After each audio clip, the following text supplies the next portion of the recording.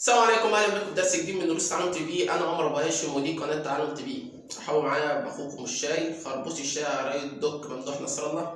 لسه الواحد صاحي فلازم كنا نصور الفيديو ده زي ما هو باين في العنوان او الصوره بتاعت الثامنيل. اهم حاجات ممكن تعملها علشان تنجز فكره التسويف او المماطله في يومك.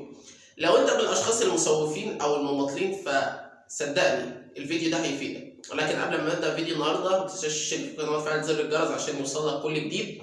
ويلا بينا. فكره التسويف او المماطله غالبا ما ينتهي بالشخص الى عدم تحقيق اي شيء من الاهداف او الاحلام اللي حاططها في البلان بتاعته. عشان كده لازم تاخد قرار من بعد الفيديو ده انك فكره التسويف او المماطله اللي هتوقفك عن احلامك او اهدافك سواء كانت دراسه او شغل هتنتهي بعد الفيديو ده، علشان ان شاء الله هشارك معاك 6 نصايح او 1 والخمسة في الكوبايه. هشارك معاك 6 نصايح النهارده هيفيدوك جدا جدا جدا في فكره التسويف او المماطله. تابع الفيديو ده للاخر، وافكرك تاني ما تنساش تشترك في القناه وتفعل زر الجرس عشان يوصلك كل جديد من قناه تعلم تي في. اول حاجه فكره كتابه المهام او التو دو ليست. فكره كتابه المهام، انت بتكتب المهام بتاعتك من قبل ما تنام، واوعى تكتبها ساعه لما تصحى.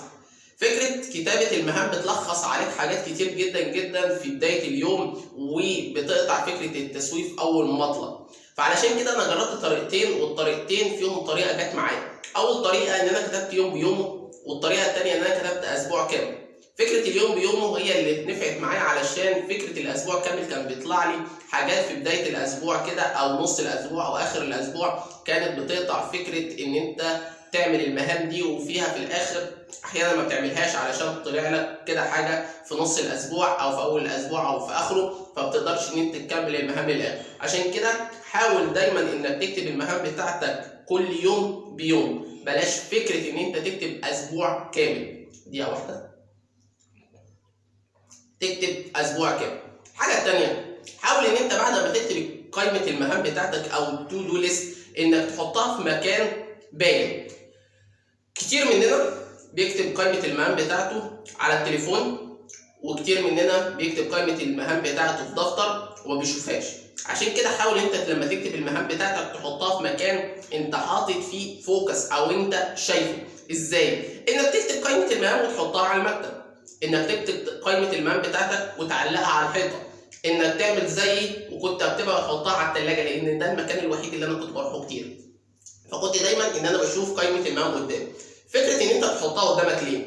لانك لما تحطها قدامك انت بتقنع عقلك ان الحاجات دي مهمه، وده العنصر الثالث معانا. ولكن قبل ما انتقل للعنصر الثالث انا عايز اكمل لك في العنصر الثاني، انك دايما لما تحط ان انت دايما حاطط فكره قائمه المهام قدامك او حاجه، ده بيديك نوع ان انت الحاجات دي مهمه، وان الحاجات دي لازم تعملها، وان الحاجات دي مش مفروض ان انت تسوف او تماطل فيها، لانك الحاجات دي مهمه. ولما الحاجات دي مهمه هيتبني عليها حاجات اهم، زي ان انت فكره ان انت وراك امتحان فحاطط ان انت هتراجع مثلا شابتر كذا لشابتر كذا من الساعه كذا للساعه كذا، فانت عارف ان قائمه المهام اللي انت حاطط فيها الحاجات المهمه دي هي الاهم، فلازم ان انت تشتغل عليه. عشان كده دايما بقول لك حط قائمه المهام بتاعتك في مكان باين، ما تفهوش عن عينك علشان ما تنساش قائمه المهام بتاعتك والحاجات اللي انت حاططها. وده ينتقل للعنصر الثالث بتاعنا. حاول دايما انك ما تحشيش قائمه المهام بتاعتك، حاول دايما انك تحط الحاجات الضروريه. مثلا هديك مثال، انت دلوقتي حاطط في قائمه المهام بتاعتك 60 حاجه. تخيل معايا انت لما تشوف قائمه المهام دي تاني يوم هتعملها؟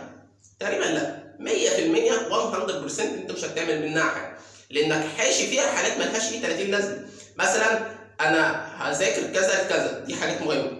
انا هلعب من الساعه كذا للساعه كذا، دي حاجات مش مهمه.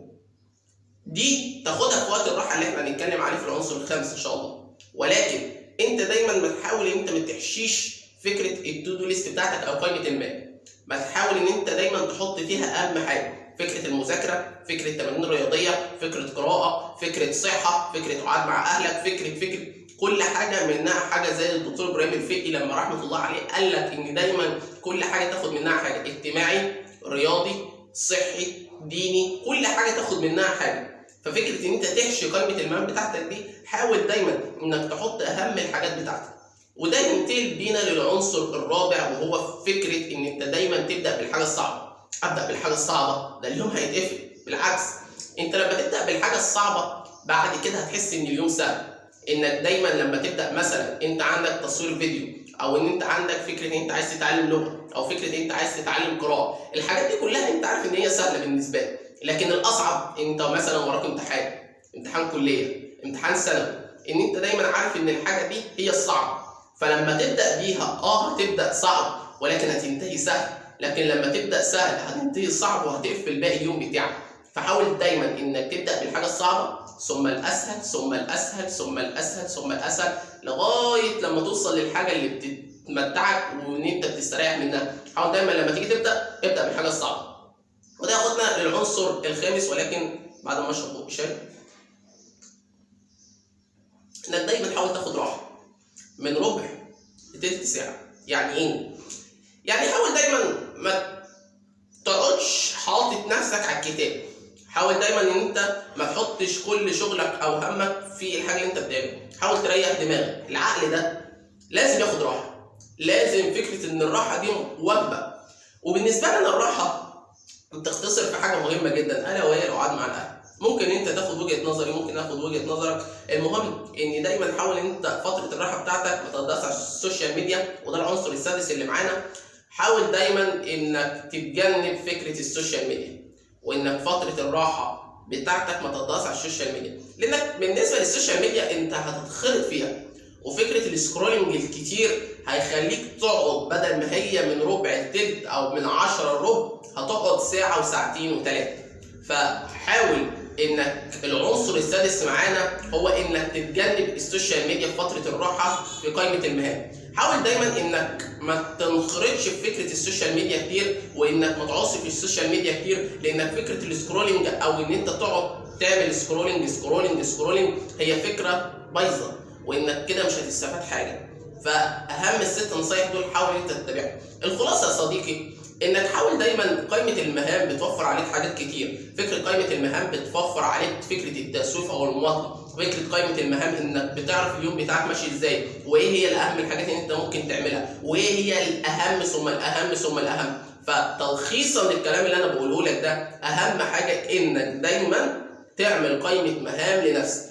كتير مننا وكتير من الناس الناجحه وكتير من اي شخص في اي مجال ناجح فيه دايما يقول لك انك لازم تعرف انت هتعمل ايه في اول يوم، ولازم تعرف انت هتعمل ايه في قائمه المهام بتاعتك، ولازم تعرف انت اهم الحاجات عندك ايه، ولازم تحط الحاجات الاهم بالنسبه لك عشان تقدر ان انت تمنع فكره التسويف او المطلب في حياتك. لو انت عايز تنجح في حياتك فلازم حاول دايما ان انت تحط قائمه مهام. وتحطها من امتى؟ تحطها من بالليل او من قبل ما تنام تكتبها.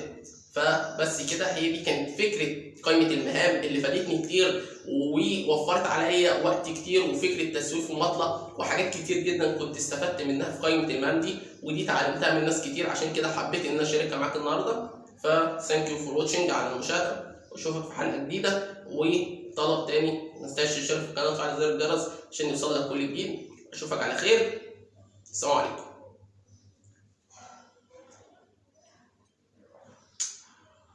كوبايه الشاي. انت لسه هنا يا صديقي؟ خلاص خلصنا الحلقه. سلام.